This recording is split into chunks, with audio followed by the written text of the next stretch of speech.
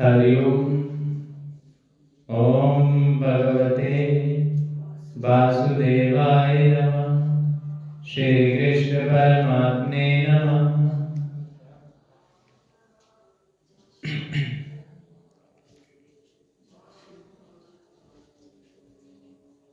भगवान शंकर जी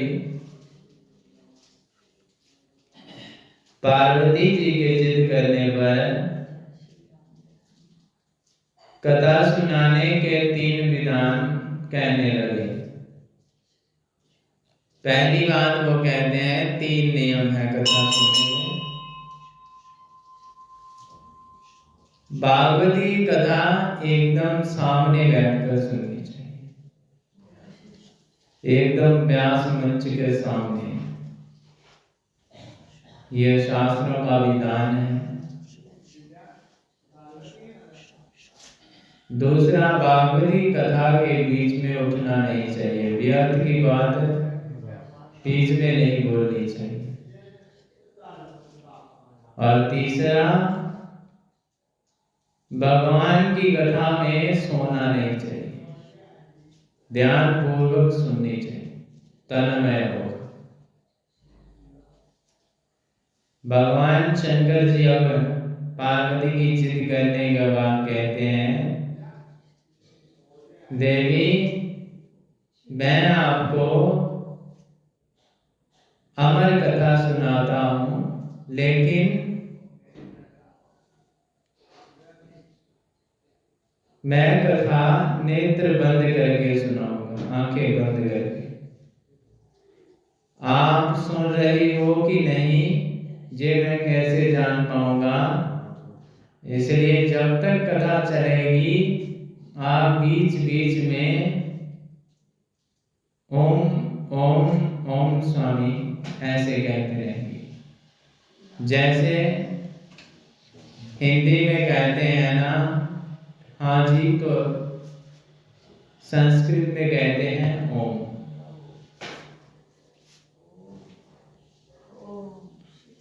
माता पार्वती बोली, ठीक है। शिव जी ने जब कथा को आरंभ किया, कैलाश पर्वत पर पूरे अपनी दृष्टि से सारे जीव जंतु भगा दिए और कैलाश में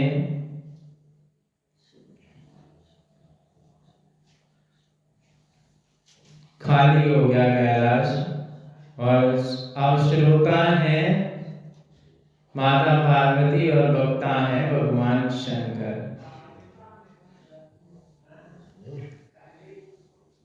और जो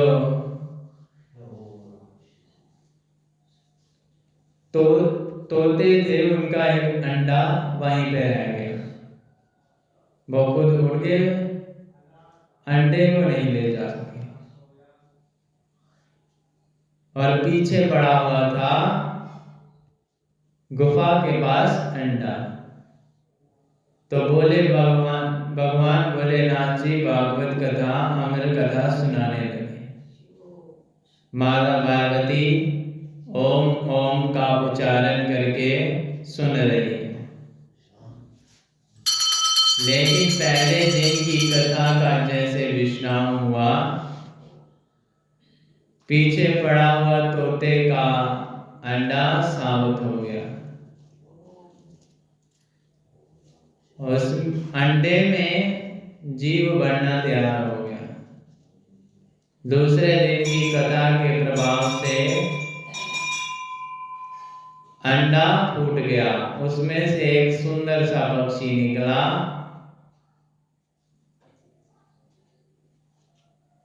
और अंडे से बाहर निकलकर अंडे के बीच में पड़ा हुआ टूटकर वो पक्षी तीसरे दिन की भी कथा को सुन रहा है और गदगद हो रहा है। अमृत वचन उसके कानों में पड़ रहे हैं, तो गदगद क्यों नहीं हो। भागवत में चौथे दिन तो और भी सुंदर कथा, श्री भगवान श्री कृष्ण का जन्म उत्सव, उसको सुनकर पक्षी भी गदगद हो गया।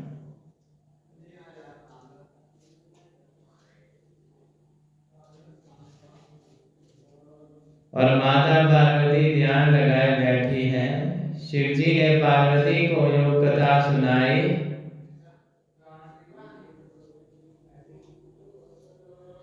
वो जैसे यहाँ पे हमारे यहाँ पे सुनाते हैं वैसे थोड़ी सुनाई। 3 घंटे सुबह सुनाई, 3 घंटे शाम को सुनी,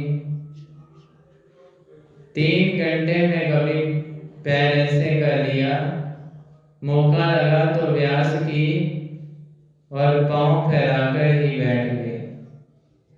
ऐसे थोड़ी हुई थी कथा। वो एक ही आसन पर बैठे रहे। और देखो पहले दिन की कथा शाम को 6 बजे पूरी हुई, दूसरी दिन की कथा 6:01 पर हुई।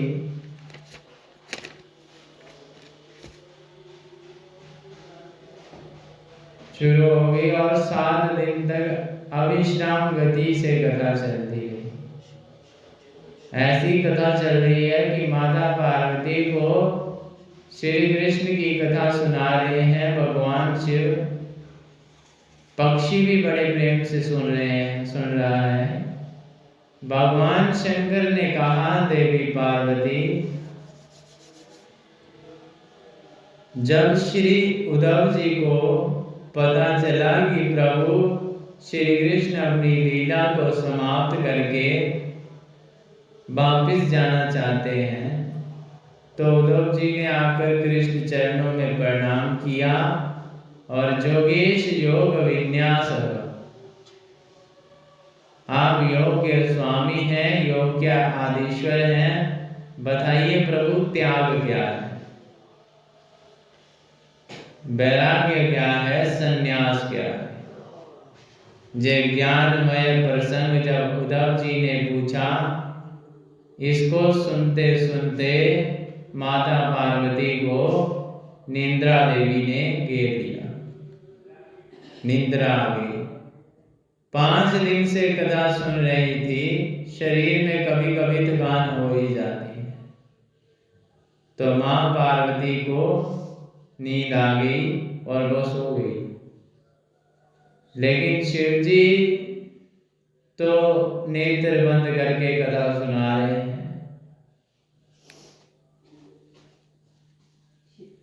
तोते का एक स्वभाव होता है कि वो जो भी बात बार बार सुनता है वही बोलता है। और मां पार्वती सो गई और तोते ने ओम ओम ओम स्वामी शुरू कर रखा है। वो सुन रहा था इतने दिनों से, वो वही बोल रहा है जैसे माता पार्वती जी कर रहे थे।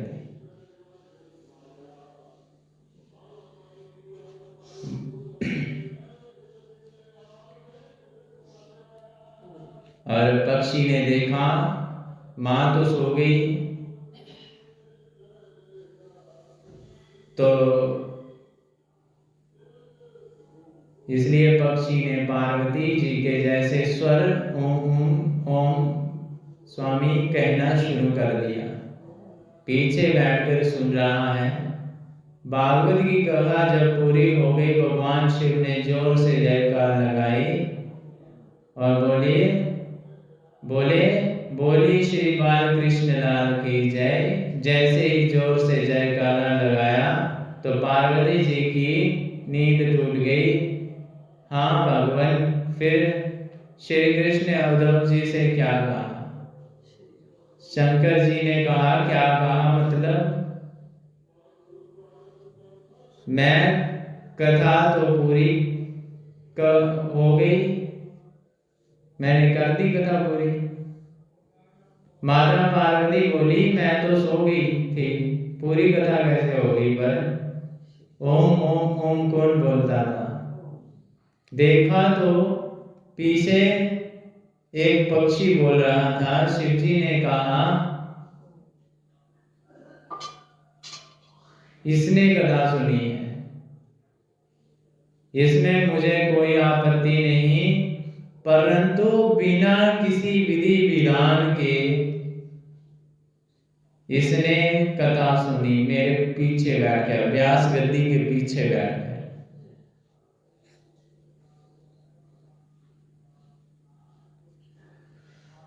सामने बैठकर सुनता, पीछे से सुनी, मानो इसने ब्रह्म विद्या को चोरी किया। त्रिशूल लेकर भोलेनाथ जी मारने के लिए दौड़े।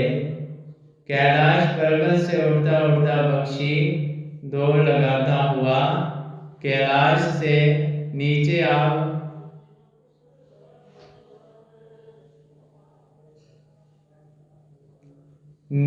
कैलाश से नीचे पड़ता है बद्रीनाथ धाम, और बद्रीनाथ धाम में भगवान महर्षि वेदव्यास जी रहते हैं। उनकी कुटिया का नाम है साम्यप्रास। उनकी पत्नी श्रीमती बटिका देवी बैठी थी, अपने पति से बोली, बुढ़ापा तो आ गया, बेटा तो हुआ नहीं। व्यास जी बोले, सब भगवान कल्याण करेंगे, चिंता मत करो।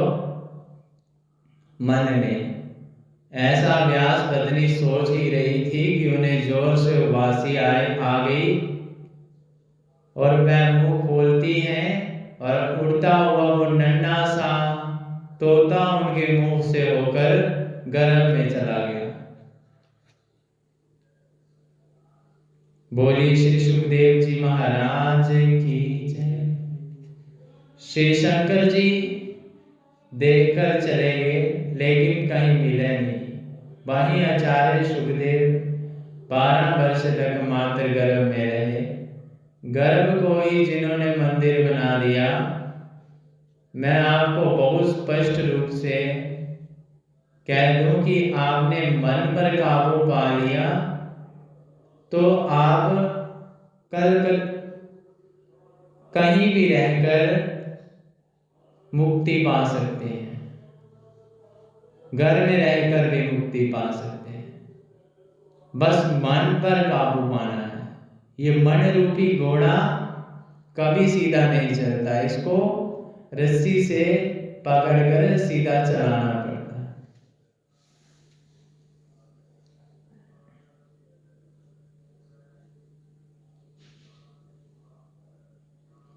कहने का भाव ये है कि मन जिसका एक जगह एकाग्र है, वो कहीं भी हो, घर में भी मुक्ति प्राप्त कर सकता है। और मन जिसका चंचल हो, प्रभु के चरणों में ना लग रहा हो, वह कहीं भी चला जाए, ऋषिकेश चला जाए, काशी चला जाए, उसे सुख नहीं प्राप्त हो सकता। सुखदेव जी स्वामी की इस कथा से शिक्षा मिलती है कि दुनिया जिस गर्भ की बुराई करती है, शास्त्र कहते हैं गर्भ में जितनी तकलीफ मिलती है उतनी ना कभी मिली ना कभी मिलेगी। उस गर्भ को आदरणीय सुखदेव जी ने मंदिर बना दिया। 12 वर्ष तक मां के गर्भ में वास किया, लेकिन व्यास पत्नी ने कहा, अजी सुनते हो? व्यास जी बोले, क्या बात है? मेरे गर्भ से वेद मंत्रों का उच्चारण होता है। व्यास जी ने कहा, कोई जरूर कोई ज्ञानी पुरुष होगा तुम्हारे गर्भ में, ज्ञानी महापुरुष होगा। उनकी पत्नी बटिका कहती है, लेकिन बाहर आने का नाम नहीं लेता। 12 साल हो गए हैं। व्यास जी ने कहा, बेटा बाहर आओ, आपकी माता श्री को बड़ी तकलीफ हो रही है। सुखदेव जी ने कहा, मैं बाहर नहीं आता, बाहर आते ही विष्णु की माया मुझे पकड़ लेगी व्यास जी ने कहा, मैं वचन देता हूं बेटा, तुम्हें विष्णु की माया का कोई असर नहीं होगा। सुखदेव जी ने कहा, आपकी बात का कैसे विश्वास करूं पिताजी, माया बहुत चंचल है, ये माया बहुत विचित्र है, माया से पार पाना किसी के बस की बात नहीं है। अगर यदि जिन्होंने माया बनाई है माया के पति हैं, भगवान विष्णु जी आकर कह दें कि माया नहीं सताएगी तो मैं आऊंगा और मेरे गोविंद को आना पड़ा और भगवान नारायण अर्थात विष्णु गोविंद जी एक ही है। वह कहते हैं, बेटा सुखदेव, तुम पर माया का असर नहीं होगा। 12 वर्ष मात्र गर्भ में वास किया, गर्भ से प्रकट होते ही सीधे वन की ओर चल दिए। जैसे ही वन की ओर जा रहे हैं, सुखदेव जी के पीछे पीछे व्यास जी उनके पीछे पीछे दौड़ रहे हैं। श्री सूत जी महाराज अपने मंगलाचरण में कह रहे हैं, अपनी स्तुति में कह रहे हैं,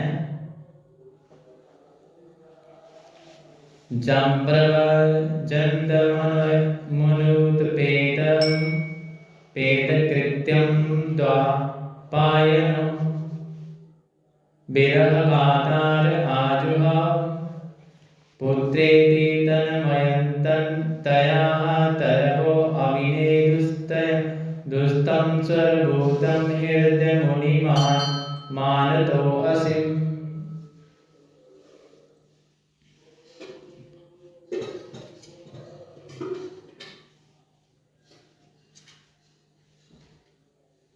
जन्म लेते ही जो सन्यास को चले गए,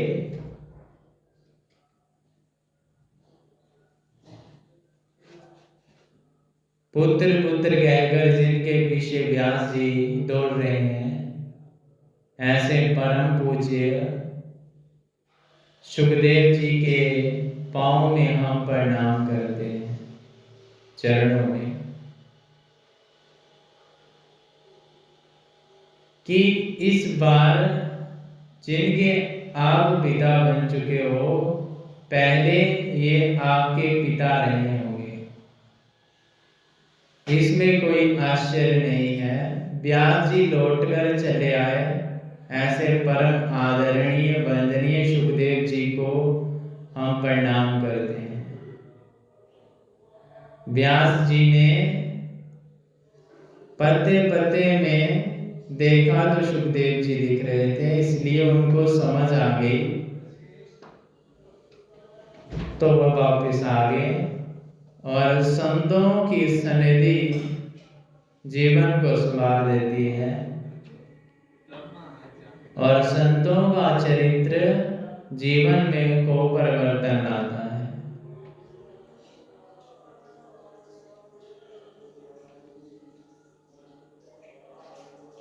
आदरणीय सूजी शौनक आदि ऋषियों के प्रश्न का जवाब देते हैं,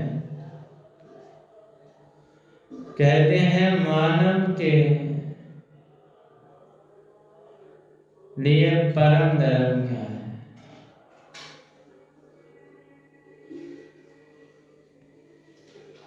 ये पहला सवाल था।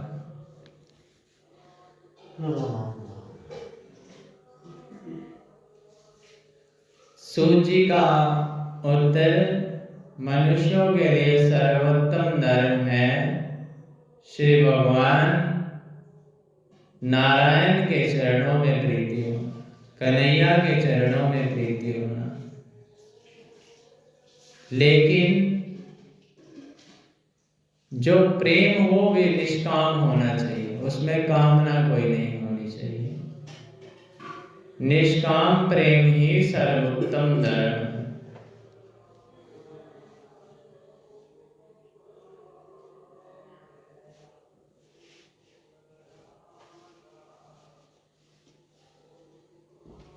आप गौर से सुने, बहुत सुंदर बात है। वास्तव में निष्काम धर्म से ऊंचा कोई धर्म नहीं है। सज्जनों, हम मंदिर हम इसलिए नहीं जाएं कि बदले में कुछ चाहिए, बल्कि इसलिए जाएं कि मंदिर जाना हमारा धर्म है। भागवत हम इसलिए नहीं सुने कि हमें मुक्ति मिल जाए, वो तो अपने आप चलेगा सब कुछ।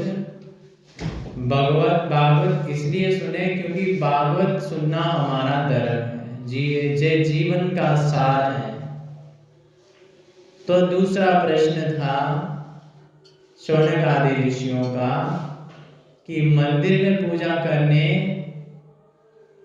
जाते हैं तो श्रेष्ठ देवता कौन सा है, सबसे बड़े देवता कौन है? सूजी ने बड़ी सुंदर बात कही, निंदा कभी किसी की मत करो, निष्ठा हमेशा एक पर रखो, भरोसा एक पर रखो। हमें ये समझे जथात रोमूल निषेचनेन तृप्यन्ते तद सकंदभुजो पशाखा। जैसे वृक्ष की जड़ में हम पानी डालते हैं,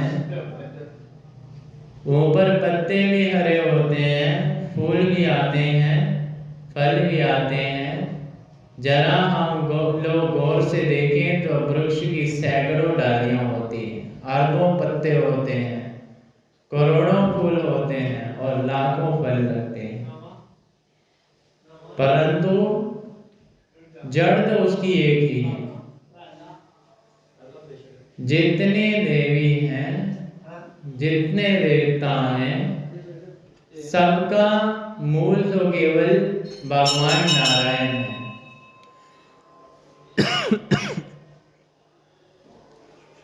मूल तत्व भगवान श्री कृष्ण नारायण।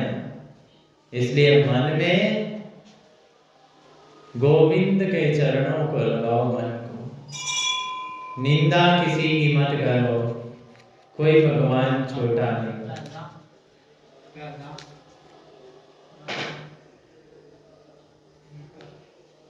और हम दुर्गा की पूजा करते हैं, हम पुष्ट मार्गीय हैं।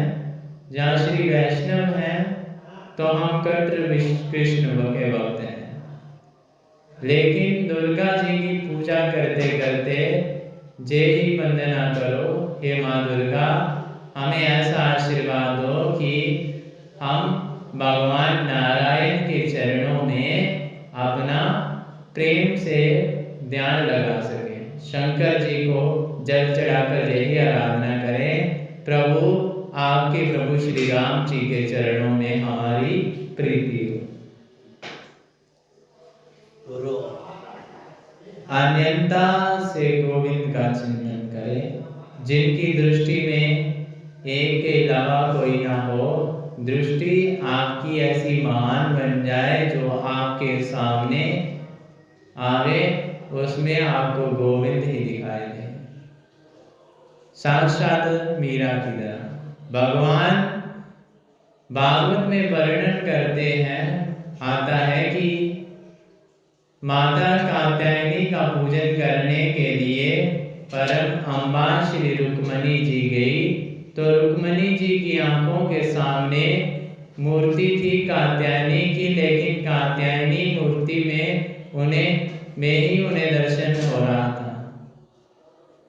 द्वारिका नाथ का इसलिए निष्ठा प्रेम में से बंधन करो, क्योंकि बंधन सबके कार्य करे।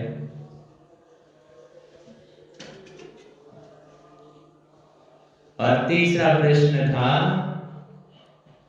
भगवान का नाम अजन्मा क्यों है? तो प्रभु ने तो जन्म कैसे लिया? सूत जी कहते हैं, प्रभु का जन्म नहीं होता, प्रभु का तो अवतार होता, और परमात्मा के तो भिन्न भिन्न अवतार हुए हैं। जब जब कोई धर्म की हानि बाढ़े असुर महा अभिमानी। तब तब धरि प्रभु विबुध शरीरा, हरि कृपा निधि सिंचन बीरा। शास्त्र के परिप्रेक्ष्य में देखें तो भगवान के 24 अवतार हैं। 24 अवतारों का हम चिंतन स्मरण कर रहे हैं। भगवान के 24 अवतारों में सबसे पहला अवतार है सनक सनंदन सनातन सनत कुमार, और दूसरा अवतार है 12वां अवतार, और तीसरा अवतार है संत नारद, चौथा अवतार है उनका नर और नारायण, पंचमा अवतार है भगवान श्री कपिल देव जी, और छठवां अवतार है उनका श्री दत्तात्रेय महाराज, और सातवां अवतार है यज्ञ भगवान, और 8वां अवतार है श्री ऋषभ देव जी, और 9वां अवतार है पृथु जी, राजा पृथु, और 10वां अवतार है मत्स्य अवतार, और 11वां अवतार है कच्छप अवतार, और 12वां अवतार है धन्वंतरी अवतार, और 13वां अवतार है मोहिनी रूपता तो मोहिनी अवतार, और 14वां अवतार है श्री नरसिंह भगवान अवतार, और 15वां श्री वामन भगवान का अवतार, और 16वां श्री परशुराम जी का अवतार, 17वां श्री महर्षि वेदव्यास जी का अवतार, और 18वां आदरणीय प्रभु श्री राम, और 19वां अवतार इनका श्री बलराम जी शेष अवतार, और 20वां अवतार कन्हैया का अवतार, और 21वां अवतार हरि अवतार, 22वां अवतार हंस अवतार, और 23वां अवतार बुद्ध अवतार, और 24वां अवतार कलिक अवतार। ये 24वां अवतार है।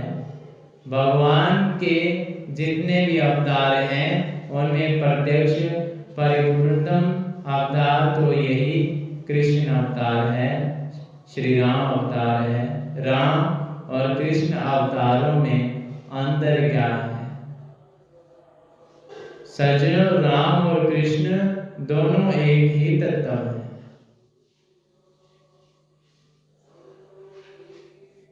राम के नयनों में गंभीरता है और कृष्ण के नयनों में चपलता है। वास्तव में राम कृष्ण दोनों एक ही तत्व हैं, अंतर नहीं है। राम मर्यादा पुरुषोत्तम है और गोविंद पुरुषोत्तम है, लीला पुरुषोत्तम।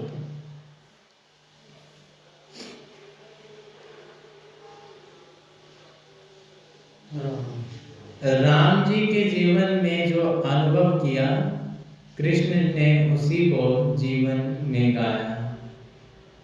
भागवत लिखने का महर्षि वेदव्यास का मूल प्रयोजन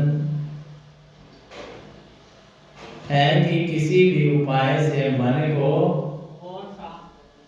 प्रभु नारायण के चरणों में, भगवान श्री कृष्ण के चरणों में, राम जी के चरणों में लगाया जाए। इसलिए महर्षि वेदव्यास जी ने भागवत ग्रंथ में लिखा था और ऋषियों ने प्रश्न कर दिया क्यों जी, ये व्यास जी कौन है, उन्होंने क्यों भागवत को लिखा? हमने तो सुना है कि उनके पुत्र के बारे में कि सुखदेव जी महाराज जब वन में जा रहे थे तो सरोवर में कुछ स्त्रियां वस्त्र उतारकर स्नान कर रही थी, लेकिन सुखदेव जी को देखकर उनके मन में जरा भी शर्म नहीं आई, संकोच नहीं हुआ और सुखदेव जी को नंगे ही जा रहे थे। सुखदेव जी भी 16 वर्ष की उम्र थी। सुखदेव जी को देखकर स्त्रियों के मन में संकोच नहीं हुआ, वह वैसे ही स्नान करती रही। परंतु वहां से जब व्यासदेव जी गुजरे तो व्यास जी को देखते ही